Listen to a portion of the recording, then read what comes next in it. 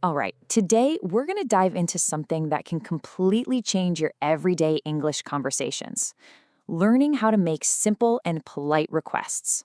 It's a small skill, but trust me, it makes a huge, huge difference. Let's get right into it. So just look at this. On the left, you see, I want a coffee. Yeah, it gets the point across, but it sounds like a command, doesn't it? Now look at the right. Can I have a coffee, please? It's a night and day difference. That small shift from a demand to a polite question is exactly what we're going to master today. So why do we even care about this? Well, it's pretty simple. Using polite phrases is the secret to sounding friendly and respectful.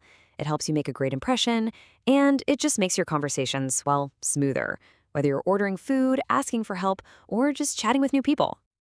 Okay, let's start with the first big skill: asking for things. When you want an actual physical object, like a drink, a book, or a menu. The first phrase you absolutely need to know is, can I have? It's simple, it's polite, and you'll hear it everywhere in English-speaking countries. This is your number one go-to phrase for asking for an object. So here, we've got two fantastic options.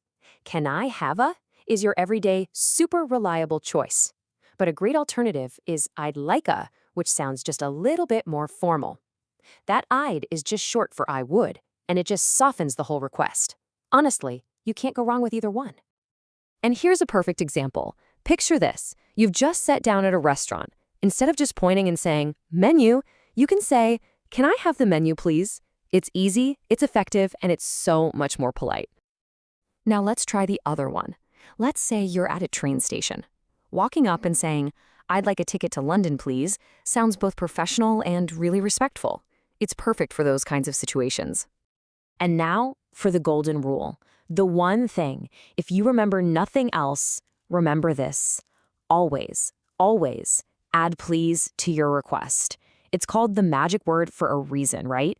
It instantly makes anything you say sound 10 times more polite.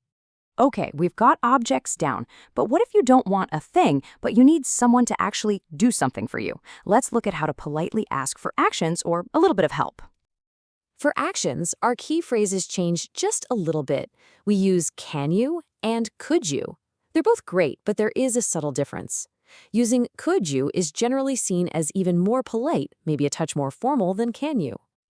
And the structure here is super easy. You just take can you or could you, add the verb, the action you want, and then, of course, finish it with please. So can you help? Or the slightly softer could you help? Here's a classic everyday example. Maybe your hands are full of groceries. Instead of yelling, the door, can you open the door, please, is the perfect way to ask. And let's see could you in action. If you're struggling with a heavy bag at the airport, asking someone, could you help me with this bag, please, is a really respectful way to ask for a hand. So you know how to ask, but what about when someone asks you? Knowing how to respond politely is just as important. Let's quickly cover how to say yes and no in a friendly way. Saying yes is the easy part. You've got some great options. Yes, of course, is really polite and common. Sure is a little more casual and friendly. And if you're actually handing someone an object they asked for, you can say, here you are. Now, saying no can feel a little tricky sometimes, but the key is to be polite. Always start with sorry. A simple, sorry, I can't, works perfectly. If you want to be extra polite, or if it's a more formal situation, you can use, I'm afraid I can't. It really softens the no. Okay, you've seen the phrases, you've seen the examples, now it's your turn. Let's put this into practice with a few quick questions. You ready? Okay, first one. You're asking for an object, a delicious piece of cake. What phrase should you use to start the sentence? Take a second to think about it. Yes, the answer is, can I have? The full request would be, can I have a piece of cake, please? Fantastic. Say it out loud, give it a try. All right, next one. This time, you're asking for an action. You need help finding the bus stop. How would you start this polite request? That's it.